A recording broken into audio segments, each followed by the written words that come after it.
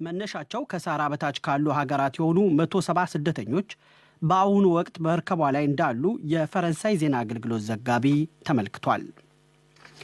የደቡብ የመን ተገንጣዮች 4 ቀናት ከፈጀ ውጊያ በኋላ በኤደን ከተማ የሚገኙ ሁሉንም የመንግስት ወታደራዊ ጦር ሰፈሮች መቆጣጠራቸውን የሀገሪቱ ባለስልጣናት ገለጹ። ተገንጣዮቹ ባዶውን የቀረውን የፕሬዝዳንቱን ቤተ መንግስት ከበው እንደሚገኙም ተነግሯል።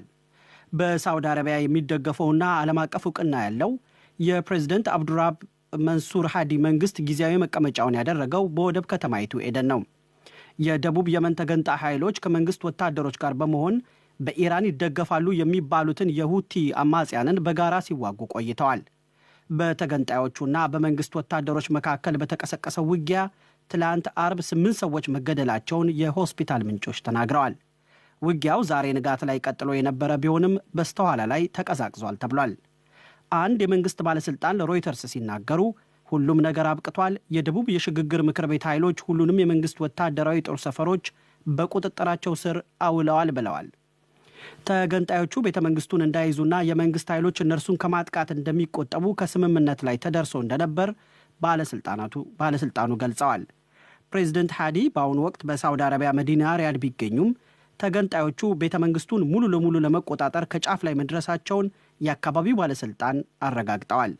በሳውዲ ወታደራዊ ጥምረት ስር የነበሩት የደቡብ የመን ተገንጣዮች አፈሙዛቸውን ወደ መንግስት ኃይሎች ማዞራቸው በየመን ሰላም ለማምጣት የሚደረገውን ጥረት ያወሳስበዋል ተብሏል።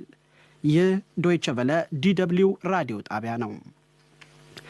ሮስታም የተሰኘው የሩሲያ የኒውክሌር መስሪያ ቤት 5 ሰራተኞቹ በአደጋ መሞታቸውን ዛሬ አስታወቀ።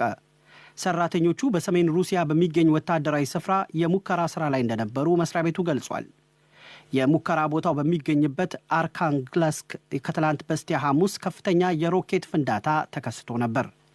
አደጋው የደረሰው ሰራተኞቹ ለአይሶቶፕ የኃይል ምንጭ የምህንድስናና ቴክኒካዊ ድጋፍ ሲያደርጉ ባለበት ወቅት እንደነበር ሮስታም ዛሬ ባወጣው መግለጫ ጠቁሟል። 3 ተጨማሪ ሰራተኞች ላይ ቃጠሎን ጨምሮ ሌሎች ጉዳቶች ደርሶባቸዋል ብሏል።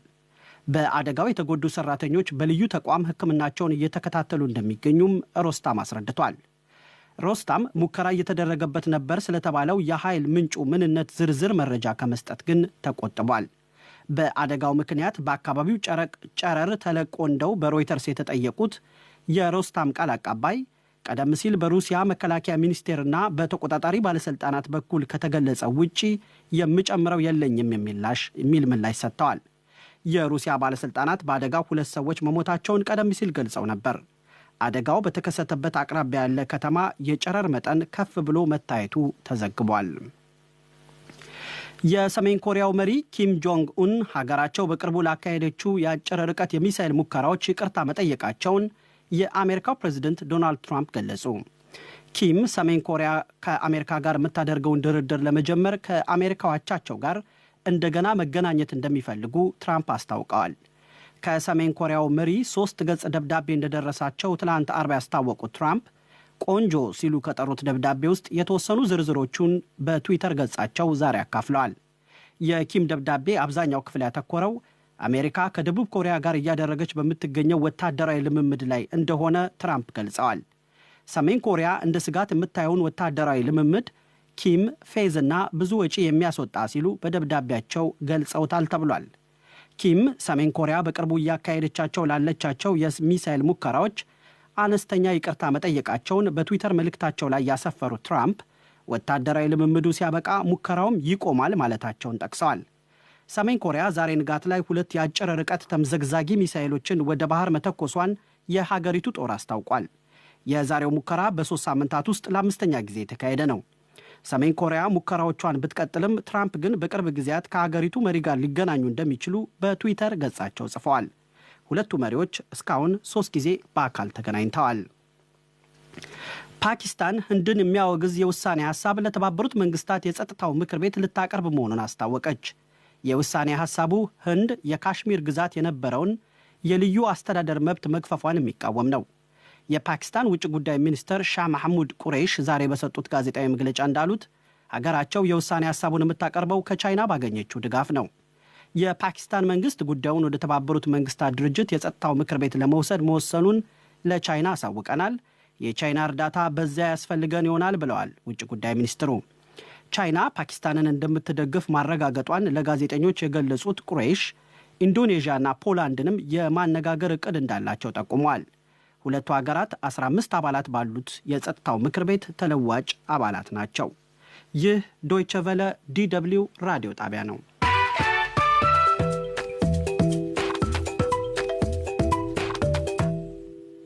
ዜናውን ከማብቃታችን በፊት ዋና ዋና ርዕሶቹን በድጋሚ በታንዛኒያ አንድ የነዳጅ ማመላለሻ ፈንድቶ 62 ሰዎች ሲሞቱ 70 ሰዎች ቆሰሉ። የሟቾቹ ቁጥር ሊጨምር ይችላል ተብሏል። ከሊቢያ ጠረፍ ተነስተው የሜዲትራኒያን ባህርን በጀልባ በማቋረጥ ላይ የነበሩ 80 ስደተኞች መታደጉን ድንበር የለሽ የሐኪሞች ቡድን አስታወቀ። የደቡብ የመን ተገንጣዮች በኤደን ከተማ የሚገኙ ሁሉንም የመንግስት ወታደራዊ ጦር ሰፈሮች መቆጣጠራቸውን የሀገሪቱ ባለስልጣናት ገለጹ። የዕለቱ ዜና የስካሁኑ ነበር። ሰላም። ለዓለም ዜናው ተስፋ ለምን አመሰግናለሁ።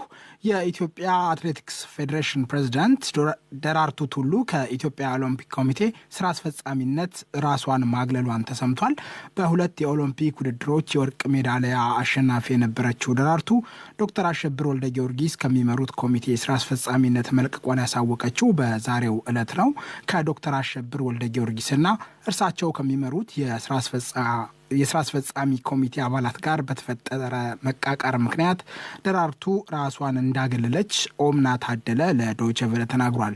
ወደ ስቱዲዮ ከመግባት በፊት ኦምናን በጉዳዩ ላይ በስልክ አነጋግሬዋለሁ። ደራርቱ ቱሉ ከኢትዮጵያ ኦሎምፒክ ኮሚቴ ስራ አስፈጻሚነት ራሷን ማግለሏን ተሰምቷል።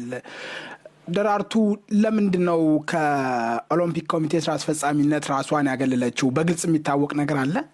አዎ፣ ከኢትዮጵያ ኦሎምፒክ ኮሚቴን የሚመሩት ዶክተር አሸብር ወልደ ጊዮርጊስ ናቸው። ከእርሳቸው ጋር እንዲሁም ከእርሳቸው ከሚመሩት የስራ አስፈጻሚ ኮሚቴ አባላት ጋር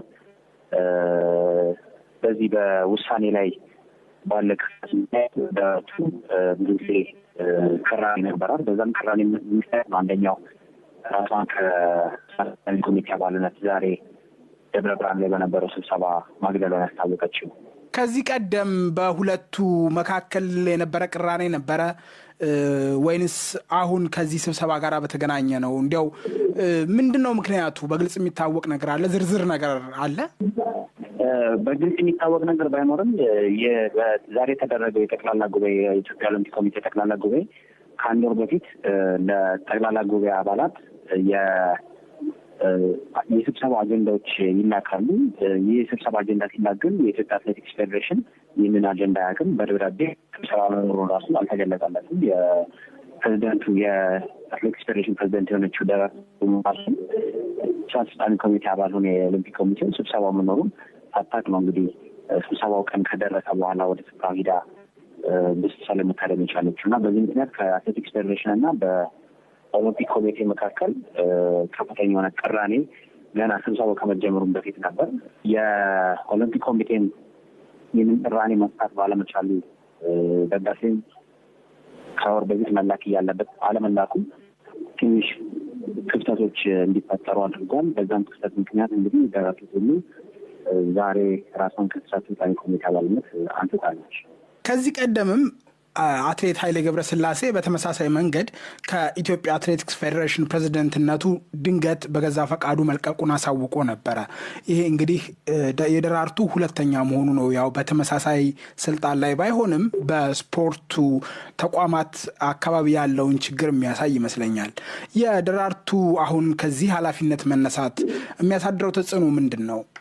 የሚያሳድረው ተጽዕኖ ኢትዮጵያ አትሌቲክስ ፌዴሬሽን እንደሚታወቀው ኢትዮጵያ በኦሎምፒክስ ውድድር ስትሳተፍ ብዙ ጊዜ ውጤት የሚቀናት በዚህ በኦሎምፒክ በስፖርት የሚቀናት አትሌቲክስ ላይ ነው እና አትሌቲክስ ፌዴሬሽን የኢትዮጵያ ኦሎምፒክ ኮሚቴ ወሳኝ አንድ የመካከል የሚባል ማገናኛ ነው እና በዚህ ምክንያት ይመስላል እንግዲህ ዶክተር አሸብር ደራርቱ ቱሉ እንድትመለስ ወደ ስራ አስፈጻሚ ኮሚቴ አባልነት እንድትመለስ ጥረት አደርጋለሁ ብለው የራሳቸውን የቤት ስራ ወስደው ስልጣን የተጠናቀቀውና የሚያሳድረው ተጽዕኖ እንግዲህ አትሌቲክስ ፌዴሬሽን እና የኦሎምፒክ ኮሚቴ ያላቸው ግንኙነት ትንሽ የሚያሻክር ይመስለኛል። የዛ መሻከር ነው እንግዲህ ተጽዕኖ በሚወስደው። በሁለቱ መካከል ያለው በኢትዮጵያ ኦሎምፒክ ኮሚቴና በኢትዮጵያ አትሌቲክስ ፌዴሬሽን መካከል ያለው ግንኙነት ለመሻከሩ ከዚህ ቀደም የታዩ ምልክቶች ነበሩ።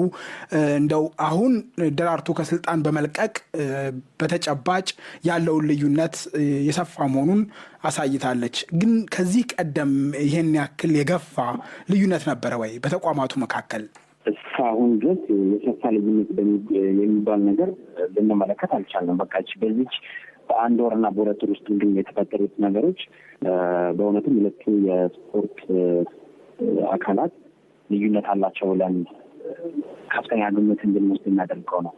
ምክንያቱም አንድ ወር ቀርቶት ለሁሉም የኢትዮጵያ ውስጥ ያሉ የፌዴሬሽን ክልሎች ለስብሰባ ጥሪ ሲደረግ በደብዳቤ ጥሪ ሲደረግ አጀንዳዎቹ ሲገለጹ ለአትሌቲክስ ፌዴሬሽን ብቻ ይህ ነገር አለመገለጹ ሁለቱ አካላት ላይ በሁለቱ አካላት መካከል የሻከረ ግንኙነት እንዳለ ነው የሚያሳየው። ኦምና ታደለ ለሰጣኝ ማብራሪያ በጣም አመሰግናለሁ። አድማጮቻችን የምትከታተሉት ከዶይቼ ቬለ የሚተላለፍላችሁን የዕለተ ቅዳሜ ስርጭታችንን ነው። በዕለተ ቅዳሜ ለአየር ከሚበቁ መሰናዶቻችን መካከል ቀዳሚው የአድማጮች ማህደር ነው። መሰናዶን ያዘጋጀችው ልደት አበበ ነች። መልካም ጊዜ።